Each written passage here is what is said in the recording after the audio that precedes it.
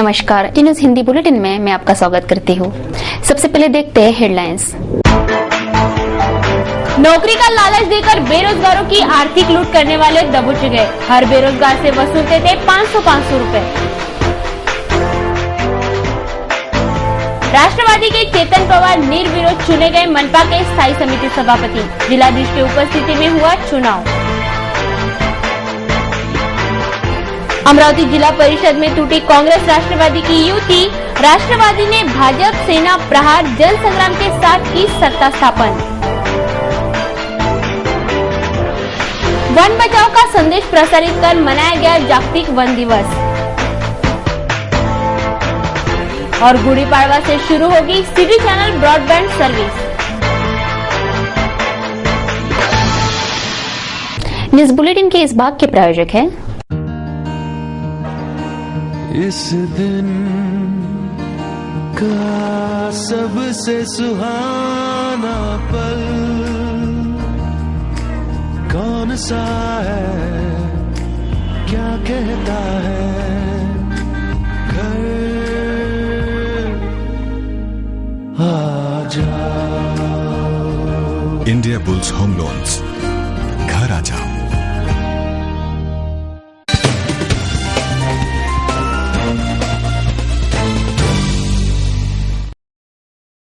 अब देखते संपूर्ण समाचार विस्तार से। नौकरी का लालच दिखाकर शहर के बेरोजगार युवकों को लूटने वाले रिलायंस वंडर नामक कंपनी के ब्रांच मैनेजर को फ्रेजरपुरा पुलिस ने गिरफ्तार कर लिया। बुधवार को पुलिस ने यह गिरफ्तारी की। बड़े नामांकित कंपनियों में जॉब ऑफर कर शहर के बेरोजगार युवकों को ठगने वाले रिलायंस वंडर नामक कंपनी के ब्रांच मैनेजर नितिन राठौर को फ्रेजरपुरा पुलिस ने गिरफ्तार कर लिया। ते सांगितले की आमच्या सोबत सेल होत नाही म्हणे, तर आम्ही सोडून जातो। कितने आ गए अपने पास में अभी तक के मेंबर तो मेरे पास 30 स्टूडेंट है सर। 30 स्टूडेंट है, आपने उनको रिसिप्ट दिया है? हाँ दिया है, उनको आई कार्ड भी। जो पैसा आता है पैसा कहाँ रखते हैं? वो पैसा हम जो कंपनी को देते हैं, जो प्रोडक्ट पैसा देते हैं बैंक के थ्रू भेजते हैं कि कैश देते हैं? वो कैसा हमें डॉक्यूमेंट्स बुलाने होते हैं सर, वो डॉक्यूमेंट्स के जरिए और भेजते हैं उनको। हम लोग जो हमारे जो है जो ये डॉक्यूमेंट्स और प्रोडक्ट्स बुलाते हैं, पैसा वो आते हैं वो उनको भेजते हैं। भेजते हैं आप बैंक से कौन से बैंक में भरते हैं? उनका नंबर दो, आप रिसिप्ट नंबर दो, बैंक का नंबर दो, आप अकाउंट नंबर दो। वो तो अभी तक मैंने पहले अभी स्टार्ट ही किया है। पैसा कहाँ भेजते हैं? मेरा पैसा मैं इन्वेस्टमेंट करके उनको ये करता हूँ। आप इन्वेस्टमेंट करते हो यहाँ पे? हाँ भैया, जो पैसा जमा करते कंपनी को भेजते हैं, इन्वेस्टमेंट करते भी बोला इन्होंने। ऐसे नहीं सर, ये जो हम पैसे भर के लगे हुए हैं यहाँ पे, हमें कंपनी कुछ ये देती है, सहूलत देती है, जो आपने क्या बोला? हाँ ना, मैं बता रहा हूँ। वहाँ पैसा नहीं भेजते, आपको मैंने पूछा पैसा कैसा भेजते, बैंक से भेजते, कैसे भेजते? हाँ मैं बता रहा हूँ, बताता हूँ ना आपको। जब हम पैसे भर के खुद लगते हैं यहाँ पे, हमें कुछ 15,000 रुपया भरना होता है। अगर प्रोडक्ट सेल करके लगे, आपको 15,000 रुपया भरना है कि स्टूडेंट को भरना है? स्टूडेंट, मैं भी खुद स्टूडेंट था पहले, अभी ज्वाइन हुआ हूँ। हाँ। तो पहले ये टारगेट देते हैं। हाँ। ये टारगेट देने के बाद में ये टारगेट मैं पूरा करता हूँ तो मुझे जॉब देती है कंपनी 100% लाइफ टाइम। अगर मैं टारगेट पूरा नहीं करता हूँ तो कुछ डोनेशन भरना होता है। चलो सपोज किसी को नौकरी नहीं लगी तो 500 रुपए का क्या होगा? वो उनको अगर नहीं लगी तो उनको सामने ये रजिस्ट्रेशन फॉर्म है ना सर। आप ओरली बोलो ना। आप ये देखिए ना, आप ओरली बोलो कि 500 रुपया उसको वापस मिलता है? नहीं मिलता है, क्योंकि ये देखिए ना, यहाँ पे पहले फॉर्म भरने के पहले ये लोग हम लोग डिसीजन देते हैं कि जब आप अपना फॉर्म भरते हो और आप बाद में रद्द करना चाहते हो तो ये आपको पैसे रिटर्न नहीं दिए जाएंगे। क्यों नहीं मिलेंगे पैसे? उसका कारण बताओ ना। आप 500 रुपए का क्या करते? 500 रुपए में उसको क्या फैसिलिटी दे रहे हैं आप? उसको तो जॉब दे रहे हैं सर, ये फॉर्म भर के। गारंटी नहीं है ना उसकी? गारंटी है ना सर, दे रहे। यह कंपनी बिना किसी दस्तावेज के गैर तरीके से नौकरी के नाम पर कई युवकों से 500 रुपए इकट्ठा कर रही है, पर इसकी न कोई रसीद दी जाती है, न इस कंपनी के पास शॉप एक्ट लाइसेंस है। श्यामनगर के जयसवाल के यहाँ एक ऑफिस खोलकर बेरोजगार युवकों से रुपए वसूले जा रहे हैं। कम उम्र के युवकों को भी सेल्समैनशिप की नौकरी दिलाने का झांसा दिया जाता है। ऐसी शिकायतें प्राप्त होने के बाद यहां पुलिस से कार्रवाई की गई। इस कंपनी का चेयरमैन गुजरात निवासी गौरीशंकर निपानी है और इसी के इशारे पर यहां बेरोजगार युवकों की आर्थिक लूट चल रही है। फ्रेजरपुरा पुलिस घटना की जांच में जुटी है। शहर में बेरोजगारों को लूटने वाली ऐसी कई ठगबाज कंपनियां शहर में अपना जाल फैला चुकी है। इसकी भी जांच जरूरी है, ऐसी मांग पीड़ित बेरोजगार कर रहे हैं। केला तुम्ही इथे 10 तारखेपासून तर 10 तारखेपासून पैसे किती भरले सुरुवातीला? पहिले रजिस्ट्रेशन फी भरली 200 रुपये, त्यानंतर 300 रुपये भरले ट्रेनिंगची फी. आणि ट्रेनिंग किती दिवसाचं? ट्रेनिंग 1 ते 1.5 महिन्याचं आहे. रोज ट्रेनिंग मध्ये काय काय होतं? आता तर सध्या 8-10 दिवसापासून तर इथंच आहे. ते स्पीच पाठ करायला लावते, त्यानंतर म्हणे आता उद्या प्लॅन देतो म्हणे. प्लॅन दिल्यावर मग सर्वे करायला लागते म्हणे. तुम्ही प्रॉपर कुठचे? मी खरगाळीपुरात राहतो, कोल्हापूर गेट जवळ. त्यानंतर ट्रेनिंग संपल्यावरची काय प्रोसेस सांगितली? त्यानंतर मग कंपनीत जॉब भेटते म्हणे. कंपनी इथं आहे म्हणे, ब्रँचेस म्हणे. तुम्हाला जी फी वगैरे भरली, रजिस्ट्रेशन फी भरली, ट्रेनिंग फी भरली, त्याची पावती वगैरे मिळाली का? हा, पहिले रजिस्ट्रेशन फीची पावती भेटली होती. खालून ते पाळते ते थोडंसं असते ते फॉर्म सबमिशनची पोच आहे, ती पावती नाही आहे. पावती जी लिहून मिळते त्याच्यावर अमाऊंट टाकलं जाते, सही टाकलं ते पावती आपण जनरली पाहतो ना कशी असते, तशी पावती मिळाली का? नाही. आपलं नाव? विपुल. आपण केव्हापासून जॉईन केले? मला जवळपास 20 ते 25 दिवस झाले. तर 25 दिवसात काय काय प्रोसेस झाली? तर इकडे फक्त मी क्लासेस लिहित होते ट्रेनिंगला, त्यामध्ये आम्हाला स्पीच देणं शिकत होते. त्यानंतर 4 फॅक्टरचे थोडेसे पॉईंट सांगितले होते आणि बस इतकेच झाले होते आतापर्यंत. आणि टोटल ट्रेनिंगची वगैरे फीज वगैरे काय सांगितली? मला रजिस्ट्रेशन फी 200 रुपये आणि ट्रेनिंग फी 300 रुपये. आणि ट्रेनिंग झाल्यानंतर काय प्रोसेस आहे पुढची काय? त्यांना ते सांगत होते की एक म्हणजे ऑफिस उघडून देणार आणि तिथं बसल्या बसल्या जसं पेपरमध्ये ॲड देणे आणि स्टुडंट कनेक्ट करणे, फक्त इतकं सांगितलं होतं. आणि सॅलरी किती सांगितली? ट्रेनिंगमध्ये 5,000 रुपये आणि ट्रेनिंग नंतर 10,000 रुपये. ऑफिस उघडून देणार आणि त्यात आणखी स्टुडंट कलेक्ट करायचं. हां हां.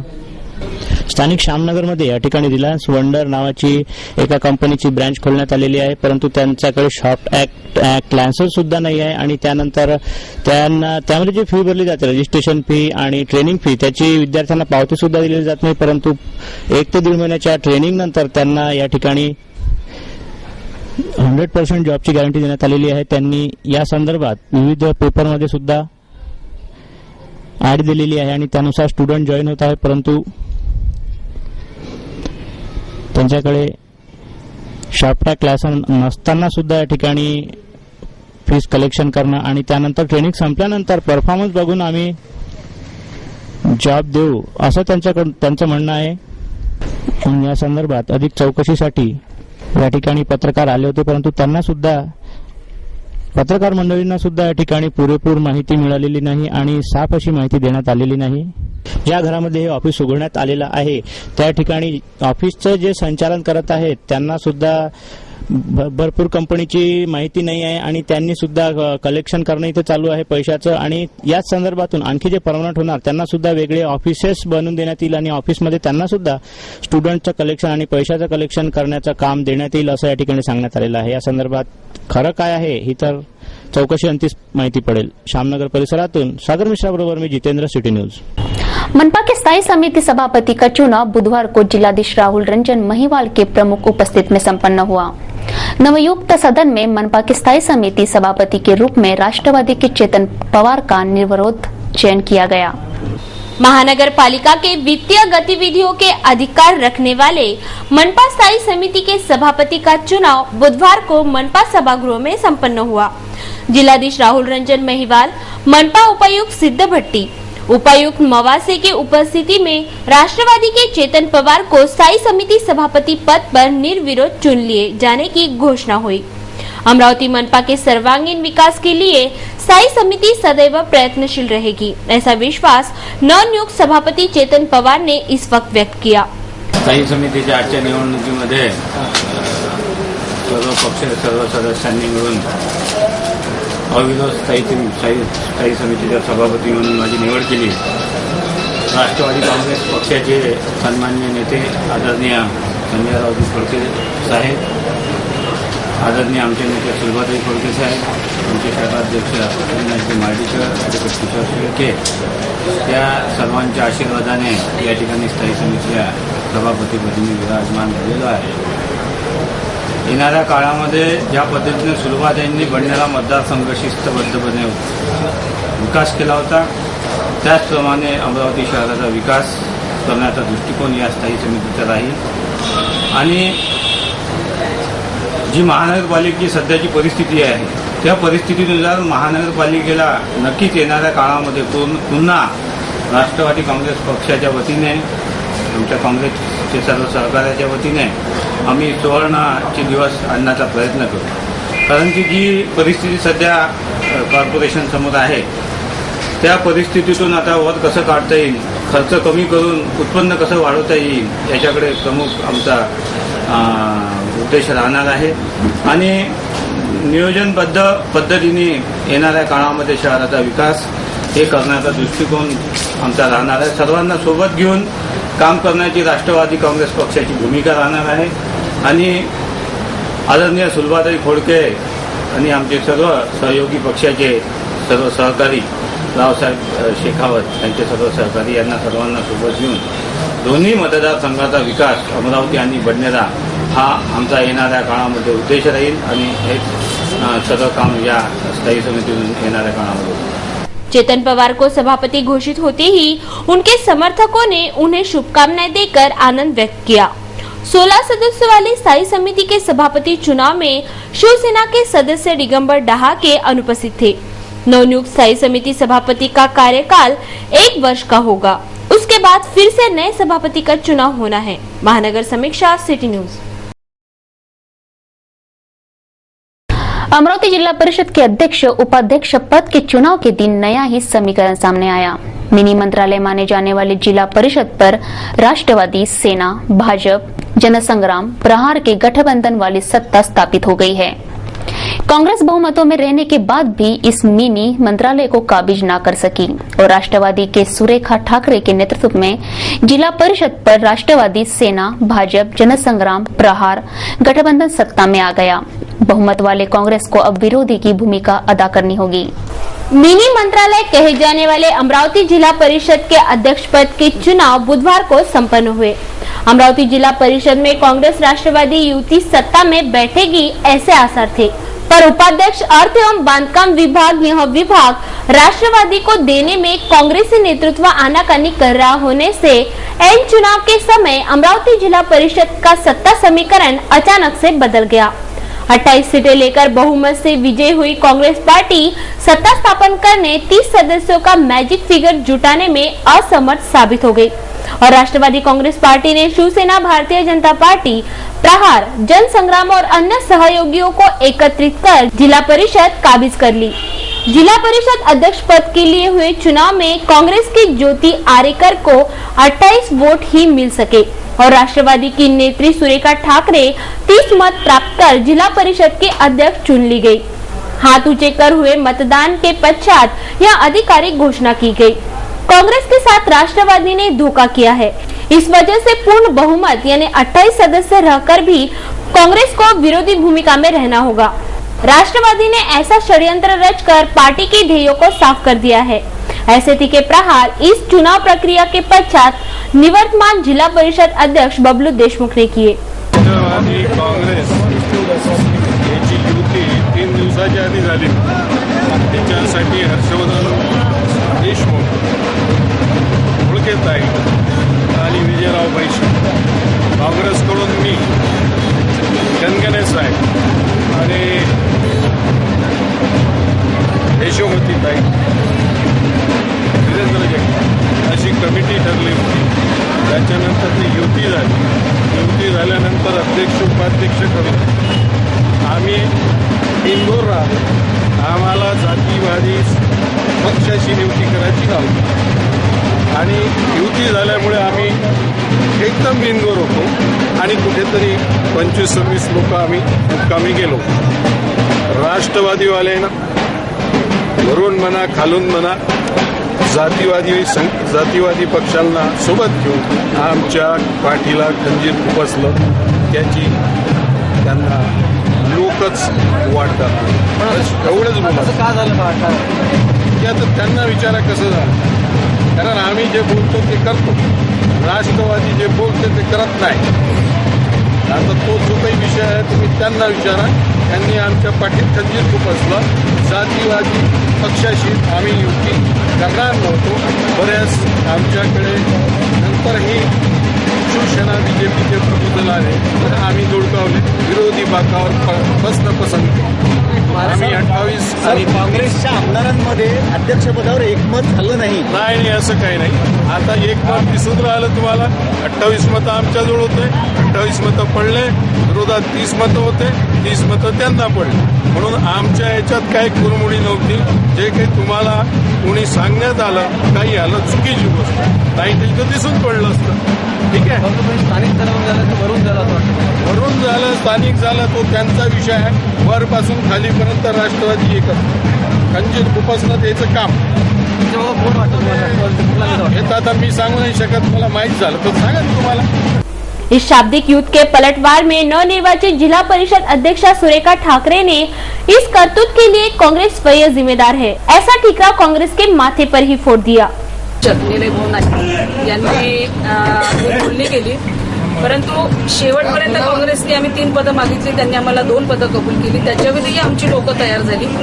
परंतु खात्याच्या बाबतीत मात्र त्यांनी पशुसंवर्धन आणि कृषी आणि त्याच्यानंतर शिक्षण आणि आरोग्य बस एवढ्यावरच ती थांबली. त्याच्यानंतर मात्र राष्ट्रवादीला एवढंच दिलं तरी बस. आणि त्यातल्या त्यात राष्ट्रवादीचा उपाध्यक्ष कोण राहणार, मग सुरेखा ते आम्हाला चालणार नाही, अशा पद्धतीची ही सगळी नाटकं झाली. पण ठीक आहे, त्यानंतर सुद्धा सगळा समन्वय घडवण्याचा आमच्या महाराष्ट्रामध्ये आदरणीय आमचे अजितदादा पवारसाहेब असतील, आमचे अध्यक्ष पिचड साहेब, या सगळ्यांनी हा समन्वय घडवण्याचा पूर्णपणे प्रयत्न केला. पण काँग्रेसकडनं तसा रिस्पॉन्स न मिळाल्यामुळे मग आम्ही सगळ्यांनी ठरवलं की आम्ही योगायोगाने बीजेपी, सेना, प्रहारचे आमचे बच्चूभाऊ कडू असतील, आमच्या निवेदिताताई यादव, बीजेपीची सर्व नेते मंडळी, सेनेची सगळी नेते मंडळी आणि पीएसपीचे आमचे अभिजित भाऊ, रवी भाऊ, त्याचबरोबर आमचा अपक्ष आमच्यासोबत असलेला आमचा सतीश भाऊ, जो आमच्यासोबतच राष्ट्रवादीचाच आमचा कार्यकर्ता आहे. आम्ही सगळी माणसं एकत्रित घेऊन शेवटी ठरवलं की आता आपण सगळ्यांनी एकत्रित यायला पाहिजे. आणि बच्चूभाऊ कडू यांनी सुद्धा अतिशय चांगली भूमिका घेतली.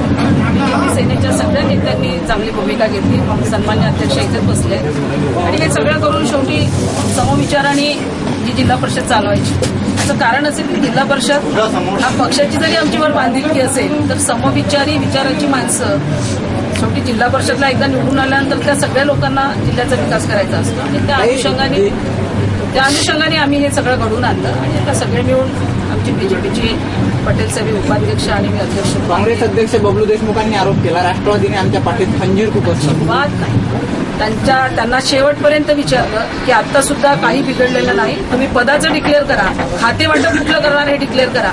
पण शेवटपर्यंत त्यांनी खातेवाटप डिक्लेअर केलं आणि आम्हाला फक्त एका मताची गरज आहे एवढ्यावरच ते राहिले.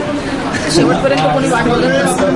आणि शेवटी मी पण सिनियर आहे या सभागृहामध्ये. बबलू देशमुखांपेक्षा खूप सिनियर आहे. माझी 4थी टर्म आहे. मी जिल्हा परिषद अध्यक्ष राहिली. राष्ट्रवादीने कोण ठरवावं आणि कोण ठरणार नाही सुरेखाचे मला चालणारच नाही, अशा कोणाची योग्य नाही. आणि काँग्रेसच्या काही ठराविक काँग्रेसमधल्या असलेल्या काही ठराविक लोकांमुळे आज हे विपरीत घडलं. हे तर कदाचित आम्ही आणि काँग्रेस आणखी नावं घेऊ शकता तुम्ही का बरं युतीचं कशासाठी नावं घ्यायची, कशासाठी नावं घ्यायची मला कळत. काँग्रेस म्हणजे आधी सगळी नाही. तुम्ही जातीयवादी शक्तींना सोबत घेतो असं त्यांचा आरोप आहे. कोणाचा? मला एक सांगा, जेव्हा राष्ट्रवादीला बाजूला ठेवून सत्ता स्थापन करण्याचा त्यांचा प्रयत्न होता, आमची संख्या कमी होती, त्यांची संख्याबळ जास्त होतं आणि मग 7वर म्हणजे आपला राष्ट्रवादीला 7 मतं आहे त्याच्यामुळे आपण कधीही काही करू शकतो या आविर्भावात असलेली काँग्रेस आज हे आरोप करत असेल. आणि तेव्हा बीजेपीच्या लोकांना त्यांची निरोप केली. बीजेपीची लोक इथं बसलेली आहेत आणि त्यांचा आमच्या अभिजित या सगळ्या रवी मुंडेला त्यांनी अगदी हाताशी पकडून घेतलेलं होतं. हे सगळं झाल्यानंतर आज ते म्हणत शिवसेनेला आता शेवटच्या क्षणापर्यंत शिवसेनेला त्यांचा हे होता. इस नए चुनावी समीकरण की पूरे जिले में चर्चा हो रही है. चुनावी समर के लिए ब्यूरो रिपोर्ट सिटी न्यूज. पर्यावरण का संतुलन अबाधित रखने के लिए वनों का होना बेहद जरूरी है। मानव की तरह जानवर भी भूमंडल के सदस्य है। यदि वन ना रहे तो जंगली जानवरों का रहना मुश्किल हो जाएगा। इसीलिए पर्यावरण का संतुलन अबाधित रहे तथा जानवरों की प्रजातियां भी कायम रहे। इस उद्देश्य से वन बचाओ का संदेश देकर जागतिक वन दिन महानगर में मनाया गया। स्थानीय अमरावती वन विभाग द्वारा वनपाल वडाली प्रक्षेत्र में जागतिक वन दिन के उपलक्ष्य में विभिन्न कार्यक्रम संपन्न हुए। इस अवसर पर संयुक्त वन व्यवस्थापन समिति के विभिन्न ग्राम के समिति अध्यक्षों का वन व्यवस्थापन तथा जतन करने पर रोग पुरस्कार तथा प्रमाण पत्र देकर सम्मान किया गया, जिसमें मेलघाट के 2 और अमरावती के 1 गाँव का समावेश था।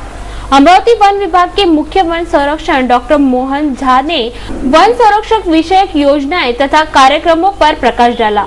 इस अवसर पर इको फ्रेंडली स्पैरो हैट पेड़ों पर लगाकर मान्यवरों द्वारा वृक्षारोपण भी किया गया। पर्यावरण विषय जन जागृति, वन रचना, वन संरक्षण, वन कायदे आदि सहित वन विषयक अन्य जानकारी के विशेषांक का विमोचन भी मान्यवरों ने किया।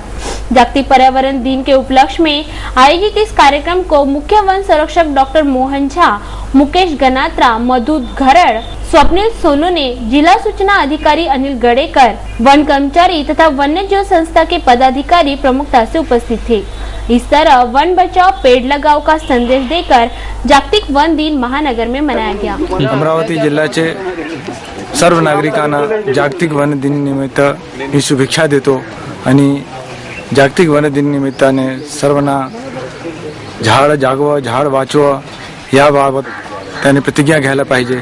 जागतिक वन दिनानिमित्ताने आयोजित कार्यक्रमात मेलघाट व अमरावती जिल्ह्याचे वेगवेगळे संयुक्त व्यवस्थापन समितीने ज्यांनी उत्कृष्ट काम केले होते त्यांना संत तुकाराम वनग्राम योजना अंतर्गत रोख रक्कम व प्रमाणपत्र देऊन पुरस्कृत करण्यात आलेला आहे। अशाच प्रकारे पुढचे वर्ष वेगवेगळे गावाचे लोकांनी उत्कृष्ट काम केल्यास त्यांना अशा प्रकारचे पुरस्कार मिळू शकतात आणि त्या दृष्टीने त्यांना आतापासूनच लागून काम करायला पाहिजे।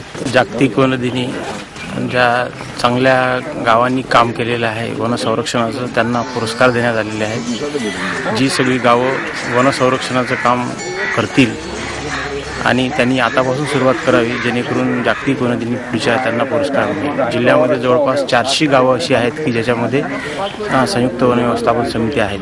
त्या सर्व गावांनी पुरस्कारासाठी नव्हे परंतु वन संरक्षणासाठी काम करावं। धन्यवाद। समय हो चुका एक ब्रेक का, तुरंत लौटते हैं कुछ खास खबरों के साथ।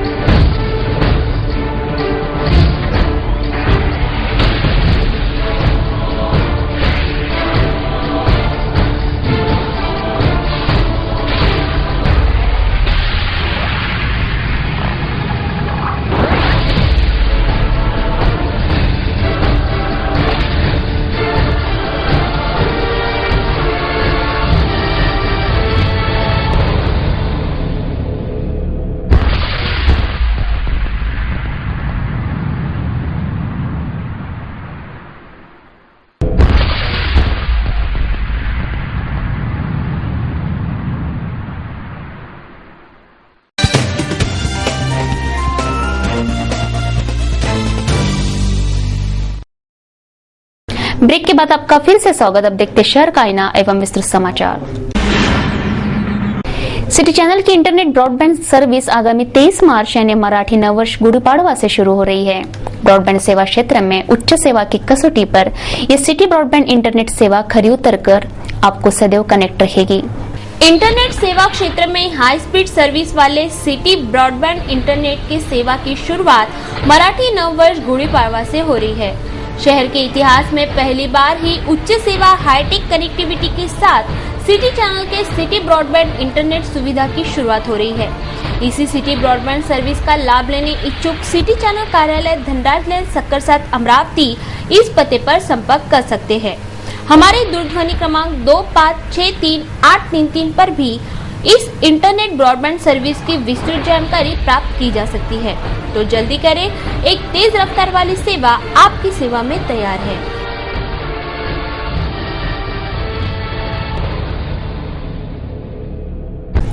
स्थानीय फ्रेजरपुरा पुलिस थाना अंतर्गत आने वाले तपोन परिसर के एक बंद दुकान को बुधवार की दोपहर भीषण आग लग गई, जिससे परिसर में काफी खलबली मच गई। समय पर अग्निशामक दल विभाग से आग पर काबू पा लिया, लेकिन यह आग कैसे लगी इसकी पुष्टि न हो सकी। तपोवन स्थित ऐश ब्यूटी पार्लर के पास में एक बंद दुकान में भयंकर आग लग गई। नागरिकों की सतर्कता के कारण समय पर फायर ब्रिगेड बुलाए गए और उसी कारण ये आग बुझा ली गई, आग पर काबू पा लिया गया। आग लगने का कारण तो नहीं मालूम हुआ, साथ ही साथ अंदर का साहित्य पूरा जलकर जो खाक हो गया उसकी कीमत का भी अंदाजा लगाना संभव नहीं हुआ। देखिए उसी का चित्रण।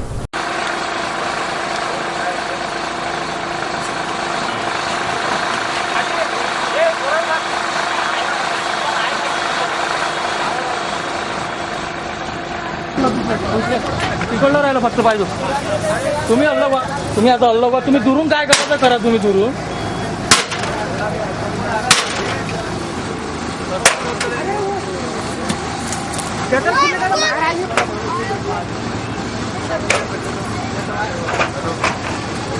स्थानीय नागपुरी गेट पुलिस थाना अंतर्गत आने वाले असोरिया पेट्रोल पंप के पास एक ट्रक अनियंत्रित होने से बिजली के डीपी से टकराया। स्थानीय नागपुरी गेट पुलिस थाना अंतर्गत आने वाले असुरिया पेट्रोल पंप के पास MS04 P9600 क्रमांक का ट्रक ब्रेक फेल होने के कारण अनियंत्रित हो गया। यहां अनियंत्रित ट्रक रास्ते के डिवाइडर को तोड़कर बिजली के डीपी से जा टकराया, लेकिन शुक्र है कि कोई बड़ी दुर्घटना न हुई। इस दुर्घटना से वलगा रोड की यातायात कुछ देर तक बाधित हो गई थी। सराफा व्यवसायियों ने छेड़े देशव्यापी हड़ताल में 5 दिन पूरे हो चुके हैं और ये हड़ताल भी जारी है। हड़ताल के 5वें दिन महानगर के सुवर्ण व्यवसायियों ने धरना प्रदर्शन से सरकारी नीतियों पर तीव्र निषेध व्यक्त कर ये लड़ाई और तीव्र करने की चेतावनी दी। विगत 16 मार्च को बजट पेश हुआ और बजट पेश होते ही 17 मार्च से सराफा व्यापारियों की देशव्यापी हड़ताल शुरू हो गई। इस हड़ताल को बुधवार को 5 दिन पूरे हो गए। हड़ताल के 5वें दिन महानगर के सराफा व्यावसायिकों ने धरना प्रदर्शन कर कांग्रेस सरकार की नीतियों पर तीव्र निषेध व्यक्त किया। उत्पाद शुल्क, आबकारी शुल्क, सेवा कर, यह जांचक करों की बढ़ोतरी तुरंत वापस नहीं ली गई तो सराफा व्यापारी आक्रामक भूमिका में उतरेंगे, ऐसी जानकारी भी दी जा रही है। केंद्र सरकार द्वारा जो 11% सर्विस चार्ज लगाया गया है और 4% एक्साइज ड्यूटी लगाई गई है, इसके विरोध में शनिवार 17 तारीख से सभी भारत के सराफा व्यापारी एक तरफा सभी एकजुट होकर स्ट्राइक की हुई है और ये स्ट्राइक हमारी निरंतर जारी रहेंगी।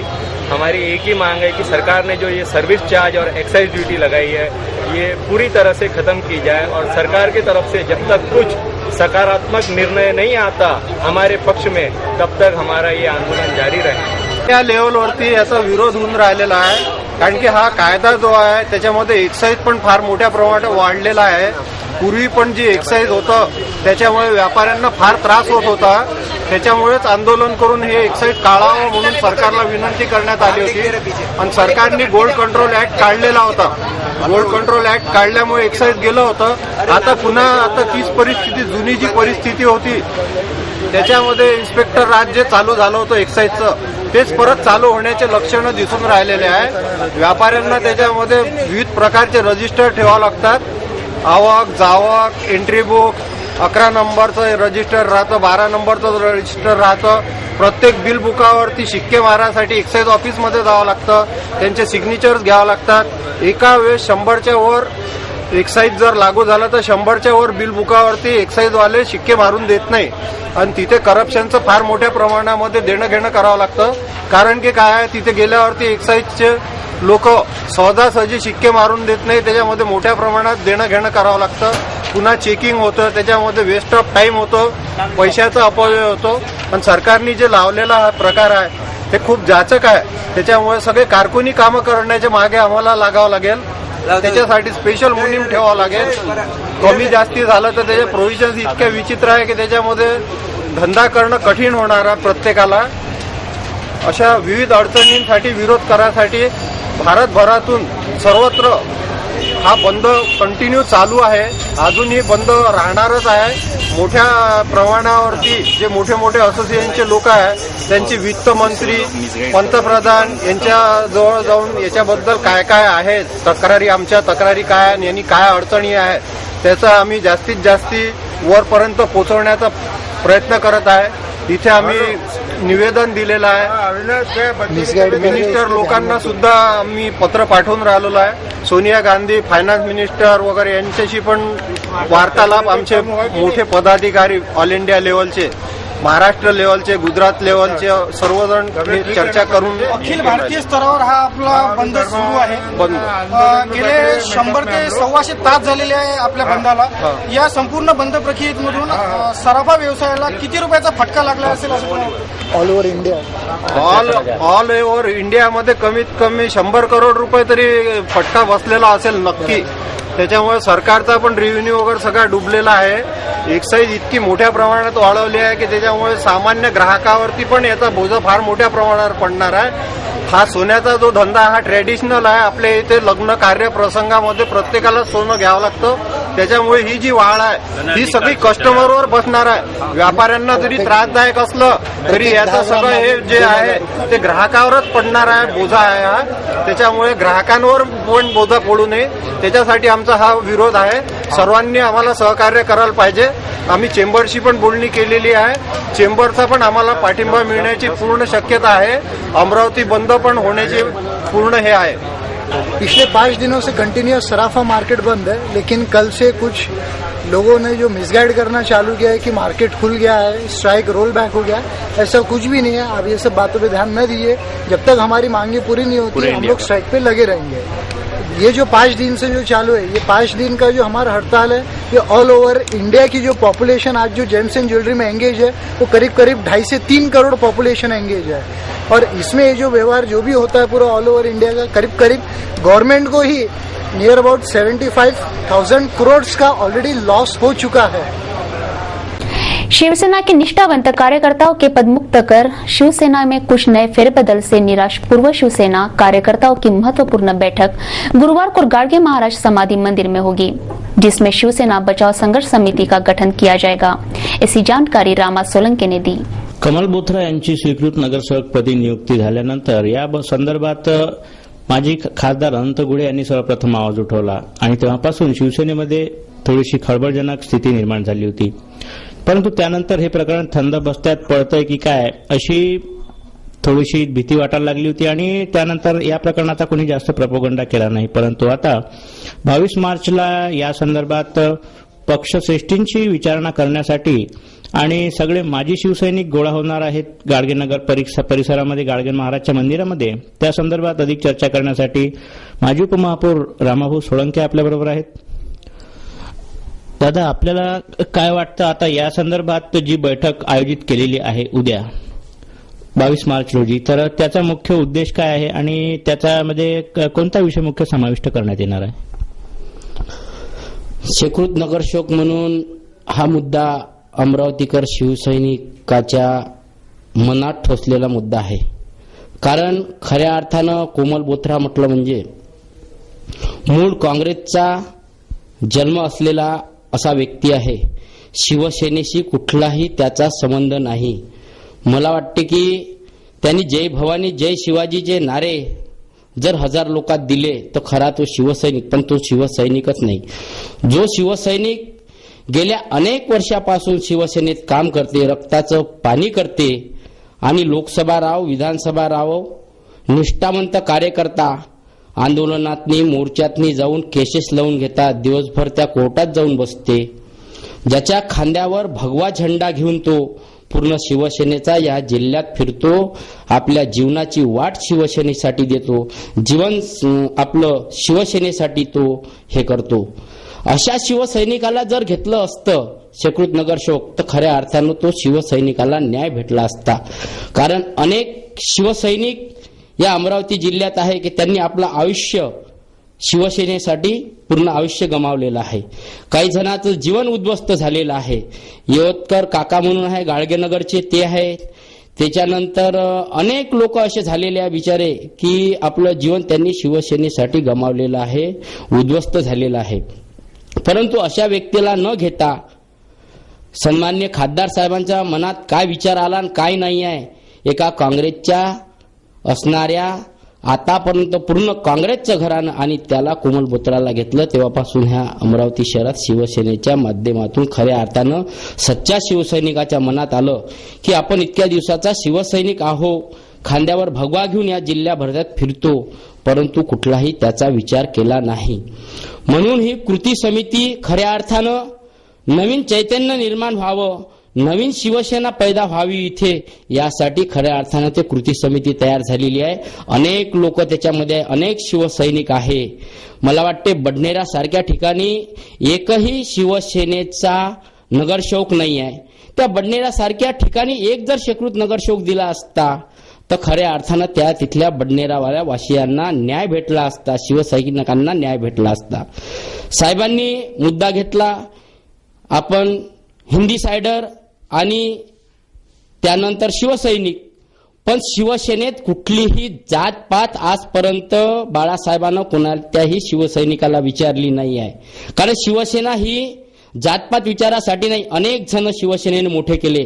तर आता या संदर्भात कालची सेना आणि आजची सेना याच्यात काय मुख्य फरकाचा मुद्दा सांगता येईल आपल्याला या 3 वर्षात जे चाललंय सेनेत? निष्ठावंत कार्यकर्त्याला वावच नाही, कुठल्या मिटिंगला बोलावणं नाही आहे, कुठला अविचार घेणं नाही आहे, कुठला त्यांना माहिती नाही आहे. मला सांगा, या अमरावती शहरात किती शाखा आहे हे सुद्धा त्यांना माहिती नाही आहे, किती पदाधिकारी आहे हे सुद्धा त्यांना माहिती नाही आहे, आणि किती पदाधिकारी किती लोकप्रतिनिधी निवडून आले हे सुद्धा खासदाराला सुद्धा मला वाटते माहिती नसेल. कारण आमच्यासारख्या निष्ठावंत कार्यकर्त्याचा विचार केला नाही. सोळा अनेक निष्ठावंत कार्यकर्ते आहे, त्यांचाही सुद्धा विचार यावेळेस केला नाही. हेतुपूर्वक तिकिटा वाटल्या गेलेले आहे. जे आपल्या जवळले आहेत त्या लोकांना 4-5 लोकांचे नाव त्यांच्या पाठ असेल मला वाटते, परंतु जी चूक त्यांच्याच्यानं झालेली आहे ती खऱ्या अर्थानं शिवसैनिकाच्या आपल्या जीवाचं रान रक्ताचं पाणी करणाऱ्या अशा शेकृत नगरसेवकांना, कोमल बोत्रांना घेतलं. आम्ही यासाठी ही समिती गठीत करून, वरिष्ठ आमचे नेते आहेत माननीय उद्धवजी साहेब, बाळासाहेब ठाकरेजी, सर्व वरिष्ठ नेत्यांना ही गोष्ट तिथपर्यंत पोहोचली पाहिजे आणि असा अन्याय यापुढे शिवसैनिकावर झाला नाही पाहिजे, यासाठी सुद्धा ही एक कृती समिती तयार करून निष्ठावंत कार्यकर्त्याची ही मीटिंग उद्या गाडगेबाबा येथे आहे. राष्ट्रभाषा हिंदी का प्रचार प्रसार तथा हिंदी भाषा के विभिन्न पहलुओं पर प्रकाश डालने के उद्देश्य से स्थानीय संत गाडगेबाबा अमरावती विश्वविद्यालय के हिंदी विभाग में हिंदी भाषा संगोष्ठी कार्यक्रम बुधवार को संपन्न हुआ. इस अवसर पर आयोजित कवि सम्मेलन से श्रोतागण मंत्रमुग्ध हो गए. संत गाडगेबाबा अमरावती विश्वविद्यालय के शिक्षा अनुसंधान एवं विस्तार गतिविधि अंतर्गत राष्ट्रभाषा प्रचार केंद्र द्वारा बुधवार को हिंदी भाषा संगोष्ठी कार्यक्रम संपन्न हुआ. इस अवसर पर हिंदी के प्रपाठक, अधिष्ठाता, भाषातज्ञ, अभ्यासक आदियों ने हिंदी भाषा के अहम पहलुओं पर प्रकाश डाला. हिंदी भाषा संगोष्ठी के अवसर पर कवि सम्मेलन का आयोजन भी किया गया था. इस कवि सम्मेलन में प्रमुख रूप से निमंत्रित भगवान वैद्य, बबन सराडकर, लक्ष्मीकांत खंडेलवाल, सतीश तराड़ आदि कवियों ने अपनी स्वरचित काव्य रचनाएं प्रस्तुत की. इस कवि सम्मेलन के कार्यक्रम से श्रोतागण मंत्रमुग्ध हो गए. इस अवसर पर संत गाडगेबाबा अमरावती विश्वविद्यालय के कुलपति डॉक्टर मोहन खेड़कर, हिंदी विभाग प्रमुख डॉक्टर शंकर बुंदेले, हिंदी के प्रपाठक, अभ्यासक, निमंत्रित कवि वर्ग तथा विद्यार्थी वर्ग प्रमुखता से उपस्थित थे.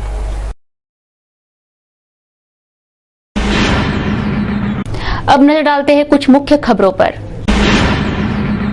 अमरावती के सौंदर्य को ध्यान में रखते हुए तथा आनंद फानन में बढ़ रही दिक्कतों के चलते शहरी यातायात विभाग द्वारा मंगलवार से शहर के मुख्य चौराहों पर किया गया अतिक्रमण हटाने की मुहिम जारी है. इसी श्रृंखला में बुधवार को राजकमल चौक स्थित लगी विभिन्न दुकानें, स्टॉल, मुख्य दुकानों के बाहर लगे हैंगर्स, फल फ्रूट की दुकानें हटाई गयी. इस मुहिम में पुलिस द्वारा कुछ माल जब्त भी किया गया. शहर के विभिन्न चौराहों पर किया गया अतिक्रमण हटाने की मुहिम आगे भी जारी रहेगी, ऐसी जानकारी भी दी जा रही है. गौड़ ब्राह्मण महिला समिति द्वारा बुधवार को भव्य गणगौर उत्सव जोरों शोरों से संपन्न हुआ. गौड़ ब्राह्मण महिला समिति ने राजस्थानी संस्कृति की परंपरा को कायम रखते हुए गत 12 वर्षों से यह उत्सव का निरंतर आयोजन करती आई है। इस उत्सव के अंतर्गत ईसर गणगौर का भव्य जुलूस द्वारा नगर भ्रमण करवाते हैं। जुलूस में ऊंट, घोड़े, रथ, बग्गी, बाजे, नर्तक, भव्य झांकियों में 5 फुट ऊंची गणगौर मुखौटा, रामदोसा परिबाबा, रानी जोधाबाई, गणगौर पूजन करती हुई लड़कियां, कठपुतली नृत्य, महाराणा प्रताप तथा सभी औरतें संपूर्ण राजस्थानी घाघरे ओढ़नी, लाल, गुलाबी, केशरी वेशभूषा और श्रृंगार से सुसज्जित होकर कलश लेकर जुलूस की शोभा को उच्च स्तर पर पहुंचाते हैं। जुलूस को जोश, नृत्य का नवरंग मानो अंबा नगरी में राजस्थान की गरिमा को प्रस्तुत कर रहा था। बिंदुरा की शोभा यात्रा का शुभारंभ दिनेश गुप्त के हाथों संपन्न हुआ। मार्ग में जगह जगह शीत पेय का वितरण हुआ और राजस्थानी नृत्य से शोभा यात्रा का अनूठा रूप दिखाई दिया। पूरे महामार्ग पर गणगौर प्रेमी ने फूलों की वर्षा कर उत्साह द्विगुणित किया। इस अवसर पर पार्षद दिनेश गुप्त का सत्कार भी किया गया।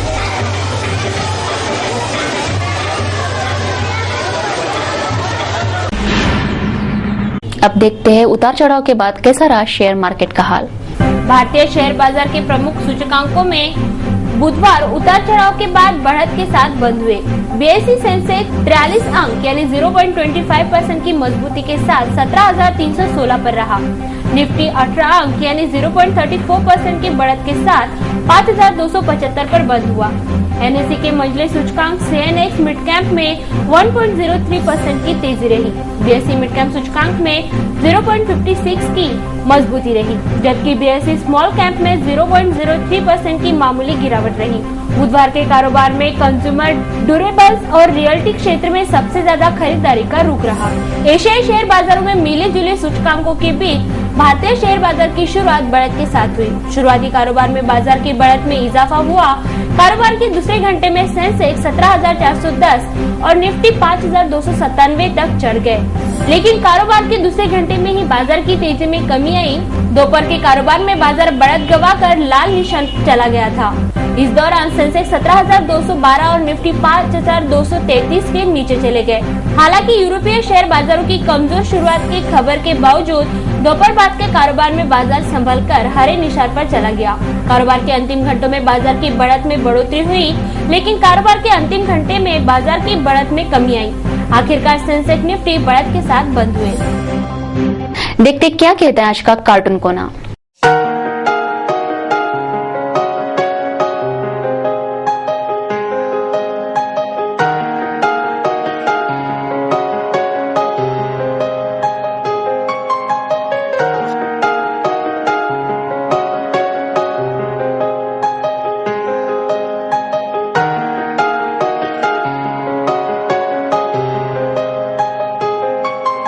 एक नजर मौसम की खबरों पर। बुधवार को शहर का अधिकतम तापमान 40 डिग्री सेल्सियस और न्यूनतम तापमान 25 डिग्री सेल्सियस रहा, तो बुधवार को शहर के ह्यूमिडिटी का परसेंटेज 5% रहा। गुरुवार को भी शहर के तापमान में खासा बदलाव नहीं देखा जा रहा।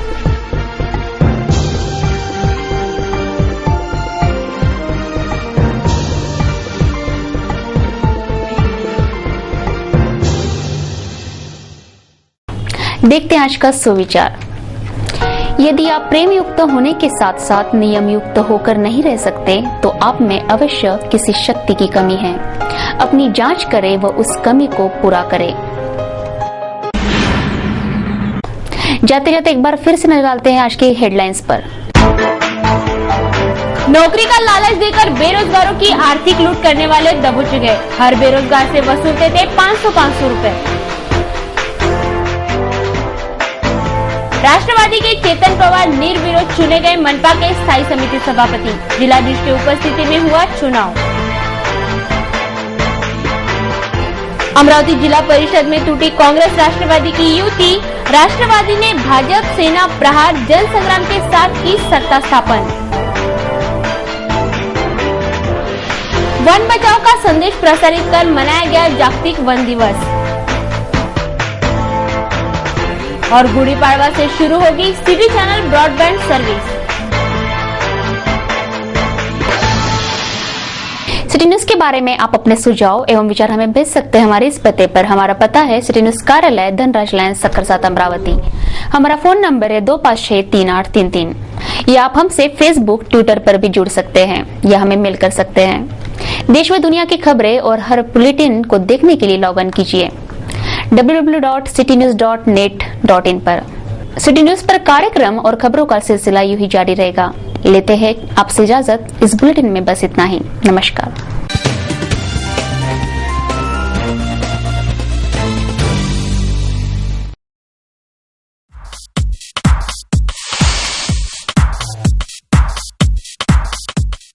Hello friends, I am Darshana. Home shopping में मैं आप सभी दर्शकों का स्वागत करती हूँ। अपने सपनों को साकार करने, अपनी तमन्ना पूरी करने हम लेकर आए हैं घर बैठे होम शॉपिंग। बस एक फोन कीजिए और मनचाही चीज घर में पाइए, और वो भी फ्री होम डिलीवरी। क्योंकि हम लाए हैं आपके लिए एक ऐसा प्रोडक्ट जो आपको देगा पूरे परिवार के साथ एंटरटेनमेंट का मजा। हमारा आज का एक शानदार प्रोडक्ट है विक्टर कंपनी का DVD प्लेयर विद LCD स्क्रीन। इसमें आपको मिलता है 7.5 इंच का LCD मॉनिटर टीवी, साथ ही साथ बेस्ट पिक्चर क्वालिटी। साथ ही साथ आपको मिलती है DVD प्लस USB, जिसमें आप अपने मनपसंद कार्यक्रम, मूवीज या सॉन्ग देख सकते हैं बिना किसी रुकावट के। अगर बिजली ना हो फिर भी आप इसे यूज कर सकते हैं बिना किसी परेशानी के, क्योंकि इसमें दिया गया है 2.5 घंटे का बैटरी बैकअप। इंडोर हो या आउटडोर, आप इसे कहीं भी इस्तेमाल कर सकते हो अपने दोस्तों के साथ आसानी से। इसके साथ दिया गया है आपको एक कार कार्ड फ्री। इस वजह से आप अपने कार में इसे यूज कर सकते हो। आपका दिल अगर वीडियो गेम खेलना चाहता हो तो लगाए रिमोट और खेले अपना मनपसंद गेम। और एक खास बात, आप अपने घर की साउंड सिस्टम इस पे लगा सकते हैं और बेहतरीन साउंड सिस्टम का मजा ले सकते हैं। इसमें दिया गया है AV इन और AV आउट, जिसे आप अपने घर की बड़ी स्क्रीन पर लगा सकते हैं। आप इसे 180 डिग्री में रोटेट भी कर सकते हो। साथ ही साथ हम आपको दे रहे हैं charger, car cord, headphone, remote, video game remote, TV antenna, वो भी 3 महीने के वारंटी के साथ, केवल मात्र 2,999 रूपए में। और एक खास बात, हम आपको दे रहे हैं 2,599 रूपए की रिबॉक कंपनी की रिस्ट वॉच, वो भी बिल्कुल फ्री। फिर देर किस बात की, उठाए फोन, डायल करिए 9158525324।